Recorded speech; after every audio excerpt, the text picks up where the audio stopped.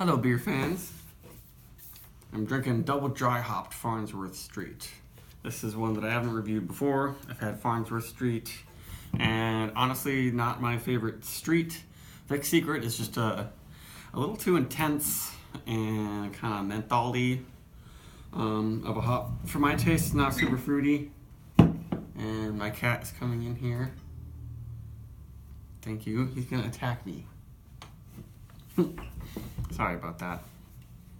And it's 7.2%, just like all the other streets. Oh, this doesn't say Street Series. Most of the labels now up here say Street Series on there.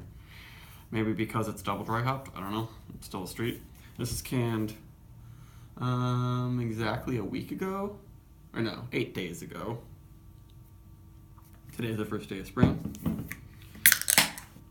And let's just get to it. Usually any of these double dry hopped streets are of very high quality, and even if I'm not a huge fan of the hop, the beer is still amazing, and that looks really great.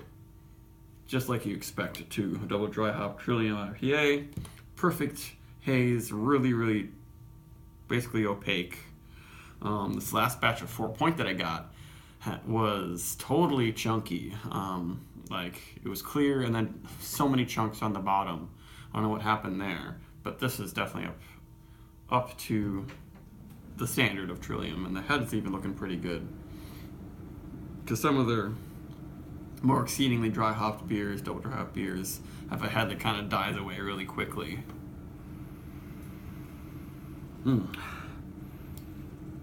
Yeah, it's kind of similar to Galaxy hops, actually.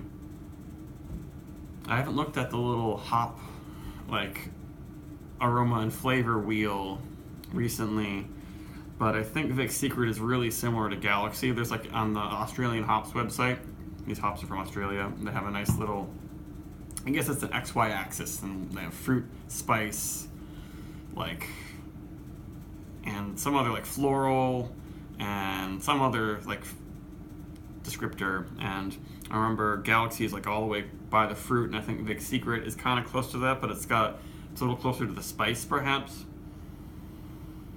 And there's definitely a big eucalyptus black pepper note mixed in with lots of cantaloupe, papaya, mango, all that stuff. And kind of a bergamot, Earl Grey, orangey sort of flavor, or I should say aroma. It smells really nice.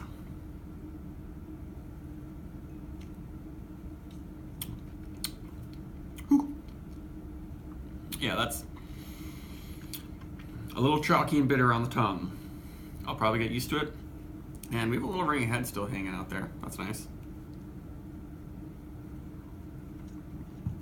It seems drier than most streets. I guess the double dry hopping will do that, but it doesn't seem, the body doesn't seem as like sweet and full for some reason. And I kind of wish I had that a little bit. Maybe I'd like the single dry hop version of this more, but it is always fun to get that intense flavor coming out of this.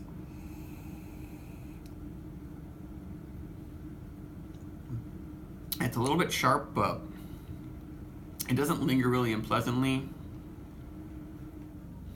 I do lose some fruitiness on the tongue, and it gets to be really deep, woody, resinous, spicy, kind of chalky, and with a lingering eucalyptus, menthol-y quality that is, yeah, kind of pulls away from the fruit.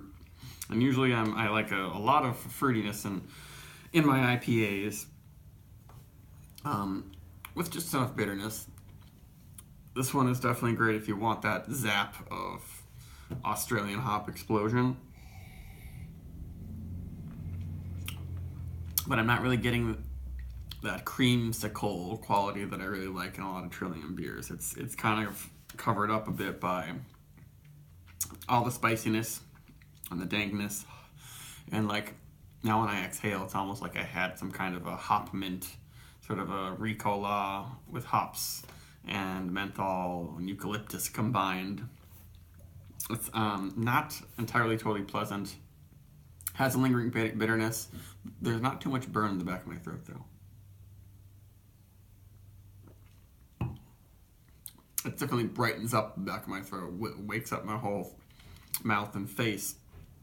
But it seems like I'm noticing more, alpha acid bitterness on my tongue than that sharp bite that I get in the back of the throat from many Trillium beers, which is interesting because usually it's lower on the IBUs with Trillium, but more throat bite.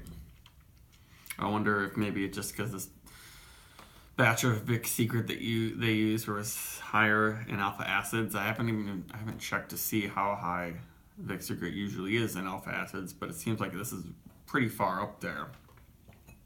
And so if you like that, if you like nice, really dry, bitter, and intense New England style IPAs, this is for you. This isn't going to be one of those, all like you're drinking, cotton candy and orange juice. It's not all that. It's got a formidable, bitter hop punch to it.